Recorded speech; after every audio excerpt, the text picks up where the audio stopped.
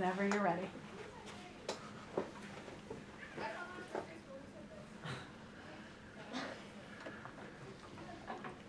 Okay. I am doing advancements in the hybrid car.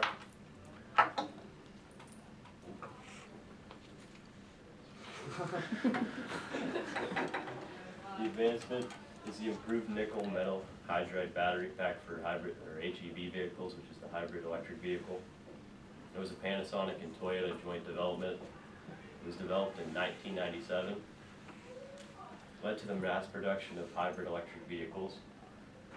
This is one of the up-to-date batteries, not the exact model. The nickel metal hydride battery has a higher energy density than the previous battery, which was the nickel cadmium battery. It has 30 to 50% more charge per pound. And it also supplies more power to the car, along with a longer battery life than lead in the cadmium battery. And they're mostly used in all hybrids. It's a more mature battery than other newer batteries like lithium.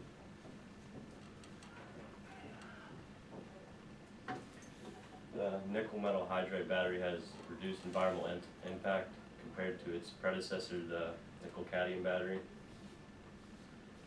It has the ability to be produced in high quantities. It's chargeable. Some batteries weren't chargeable before.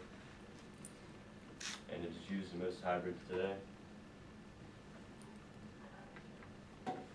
Background of the battery. Invented by Stanford Ovinsky in 1967.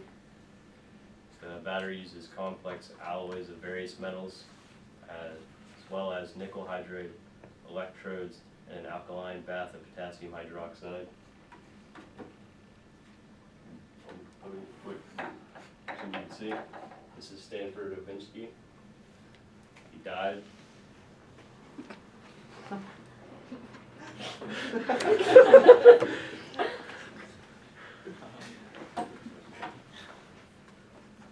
Some more background. However, the metal hydride caused instabilities in the battery at first. It was not until the 1980s, mid-1980s, that the new hydroxide alloys solved this instability problem. It continued to be improved, and in 1997 it improved, allowing for the mass production of hybrid vehicles.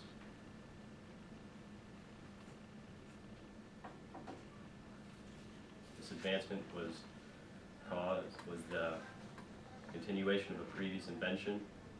Advancement was sparked by competition, as most advancements are, trying to make hybrid cars better and more affordable, therefore allowing them to compete, because most hybrid cars were more expensive and had less power, so why get it? Another spark, the Arab oil embargo in 1973 sparked investment into the hybrid vehicle because gas prices soared, so people were looking towards alternative fuel methods. During the Arab-Israel War, the U.S. tried helping Israel, which led to the embargo on oil on them.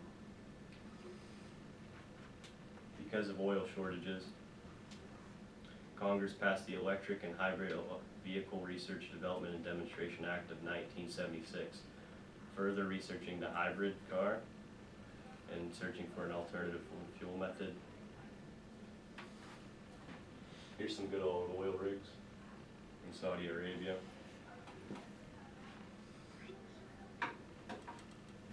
Because of the oil embargo, it led people to invest in the hybrids because gas prices were so steep. And they were just in general trying to make a better battery to compete with vehicles, like the conventional vehicle, and trying to improve the environment in general, because gasoline-powered cars produce a lot of pollution. Everyone drives one.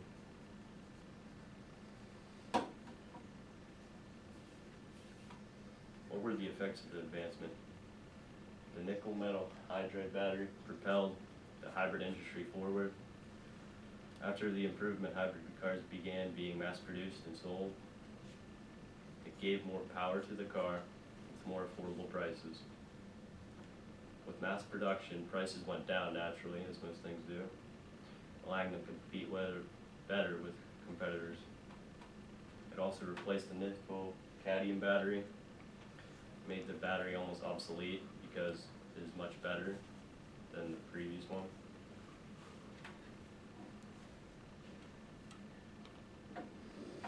Okay, I'm going to talk about the history of the hybrid car since the battery sparked the improvement of the hybrid car.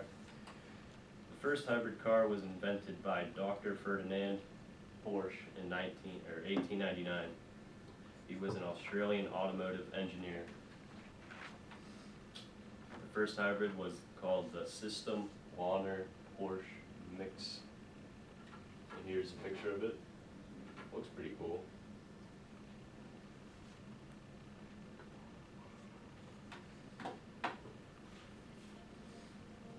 It prospered until Henry Ford started the first automobile assembly line in 1904, making gasoline-powered cars. The assembly line had the ability to mass produce cars, allowing the car to be sold cheaply. This drastically shrunk the hybrid market because hybrids at the time, they were more expensive and had less power, and it was more expensive and harder to get electricity opposed to gasoline. Here's the good old assembly line.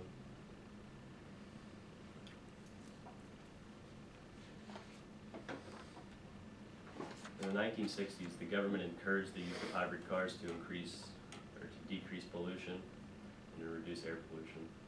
The Arab oil embargo in 1973 caused a rise in gas prices, sparking new investment in the hybrid vehicle. Pollution.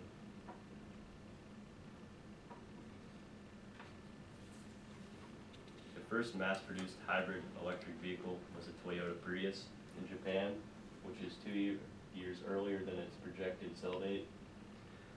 The first mass-produced electric vehicle in the U.S. was the Honda Insight in 1999. Here's the Toyota Prius, and here's the Honda Insight.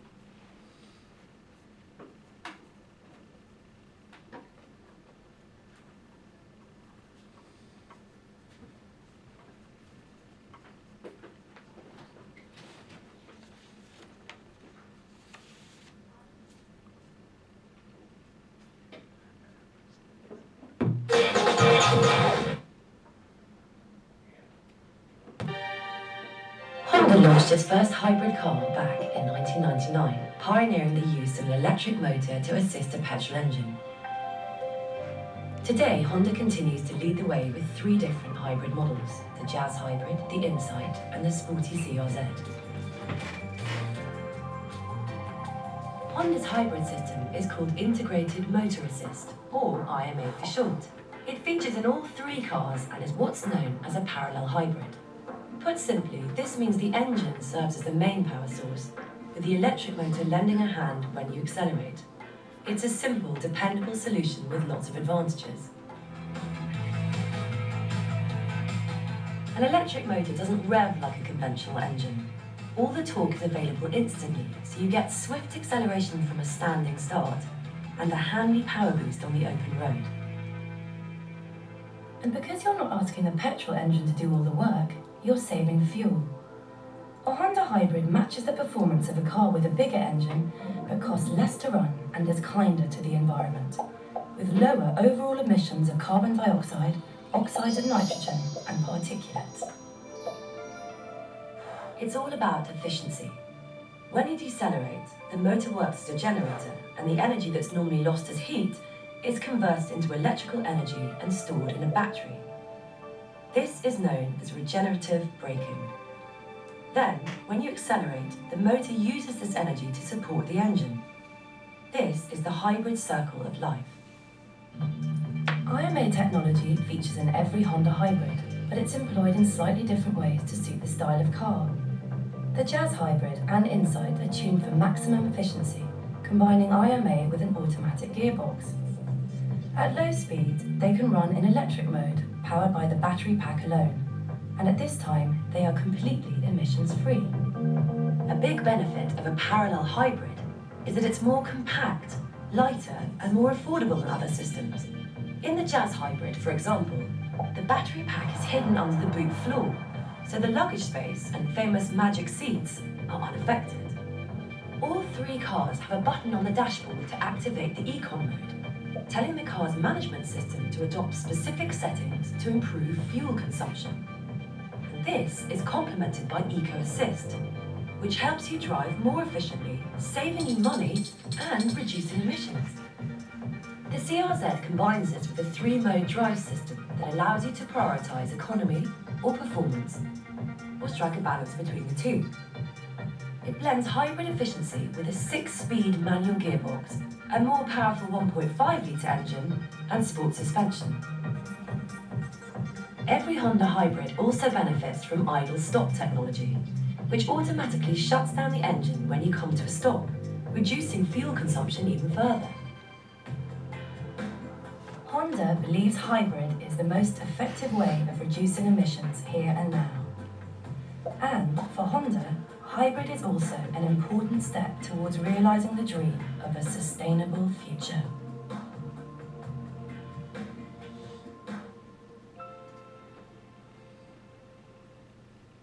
TheAutoChannel.com. There's nothing else like it.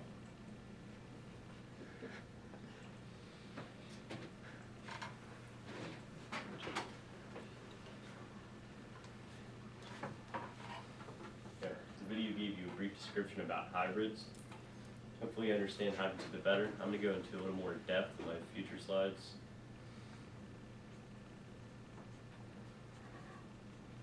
Okay, there are 4 types of hybrids. The hybrid electric vehicle, the HEV, the plug-in hybrid vehicle, PHEV, the all-electric vehicle, EV, and the fuel cell vehicle, FCV. The advancement is important because most hybrids take the nickel metal hydride battery. It's a mouthful. The hybrid electric vehicle uses a gasoline-powered engine and electric motor. They work in tangent. The electric motor uses the energy stored in the battery to supply the motor with more power, allowing the engine to be smaller for better fuel economy. It also uses regenerative brakes to supply power to the battery when slowing down or coasting, so it charges the battery. So when the electric motor is not running, it powers up the battery for later use, so it can supply the car with more power, which increases miles per gallon and doesn't waste energy like our conventional cars today. Utilizes stopping and starting, allowing for better fuel efficiency while idle. It doesn't run, so you can't waste fuel if you're not going. It utilizes the strength of each fuel. Gasoline is better at high speeds, while electricity is better at stopping and starting at low speeds. So it'd be very beneficial to have an electric motor in town, because a lot of stopping and starting, you're not really going too fast. You can get better fuel efficiency that way.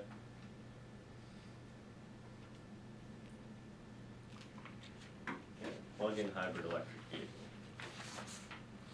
Very similar to the HEV. Has a larger battery, so it can travel farther on just electricity alone. It is powered by electricity and fuel, like gasoline or diesel. It also has the regenerative braking and the stop and start system. Here's a plug-in station for each hybrid.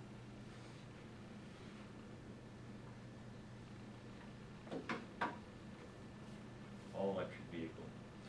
This car is powered by electricity. It's charged at plugging-in stations. As you can see, this tiny car is pulled up to the station where it can be charged. This car only runs on electricity. The battery powers the motor to move. Has no fuel emissions. The hybrid also has the start-stop system with regenerative braking.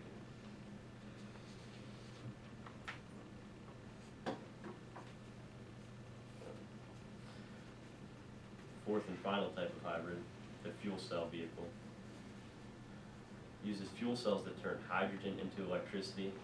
Hydrogen is very flammable, so the hydrogen powers the car, similar to fuel. The only emission is water vapor though. It also has regenerative braking and stop and start system. As you can see, you still have to go to a station to fill it up as you would with gasoline. Then the hydrogen would be changed into energy. There's some controversy over the battery. Some of the nickel metal hydride batteries have a memory effect, like some batteries do, also called the voltage depression, lazy battery effect, which means basically the battery doesn't want to go to its top charge. It likes to remain at that low charge, like its memory. And also, to build the battery, some of the rare earth metals used in it are almost all bought from China very cheaply, but China does not care about environmental regulations, so they destroy the environment while getting these resources, which is against the message of the hybrid to save the economy. The chemicals in the battery are toxic to the environment slightly, not so much to us. The only way it'd be toxic to us is if we bathe in it, which I don't see happening. But it's much better than its previous battery, the nickel cadmium one. The cost of the battery is very expensive opposed to other batteries because it is complex, as I will show you in the next slide, I think. The next slide. According to an in-depth study by the U.S. Department of Energy's National Laboratory, hybrid cars cost more to make and require more energy to produce. So making a car emits more greenhouse gases, consuming more fossil fuels. Production of the battery in particular costs a lot more energy than the standard car battery. So the fuel emissions to make the car are much higher than to build a conventional car.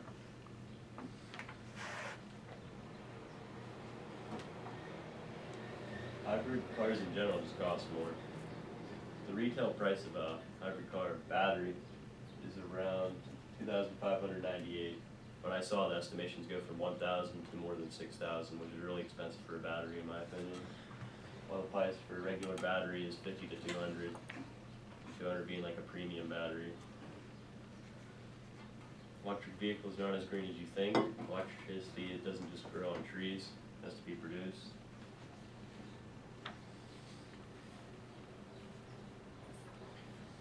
You have to make the electricity. It doesn't just come out of nowhere. In 2018, according to the U.S. Energy Information and Mission, the EIA, fossil fuels make up 63.5% of electricity generated in the U.S. 25% or 27.4% of that was from coal alone, which is not the cleanest source to use. A lot of greenhouse gases from that. And 19.3% were from nuclear, and only 17.3% of our electricity generated was from renewable resources. So while EV vehicles, the electric vehicles that just run on electricity, may have no fuel emissions, but to get the electricity has a lot of fuel emissions because electricity doesn't grow on trees, you know.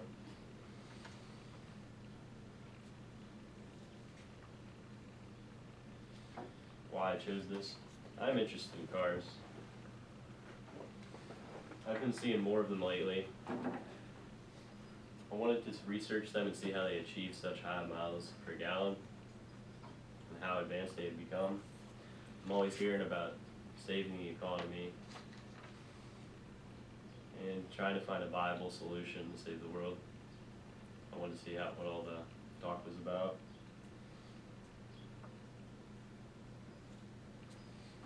My thoughts after researching it: hybrid cars are pretty cool. They look pretty sleek. They're very expensive though. I learned more about hybrid cars in general through this presentation, how they operate. I don't think all electric vehicles are very viable, like the all-electric ones. I don't see them being very viable. Or the hydrogen electric vehicle. because to get hydrogen by itself requires a lot of energy to split it from water. It's almost equivalent or a negative ratio to get the hydrogen separated from the oxygen. I like the HEV, the hybrid electric vehicle, combining two forms of energy to get the most fuel efficiency. In the future, I believe hybrid cars will take over regular cars because just having regular gasoline-powered cars isn't the most effective and will run out of resources pretty quick. And in the future, I predict new batteries will be made, like there's a new battery called the lithium-ion battery, which is coming up. It's new, and it's starting to be implemented into some hybrid cars, but it's not as mature as the other batteries, like lead acidic, which is in regular cars, and the nickel metal hydride battery. And I believe new and better cars will be made in the future.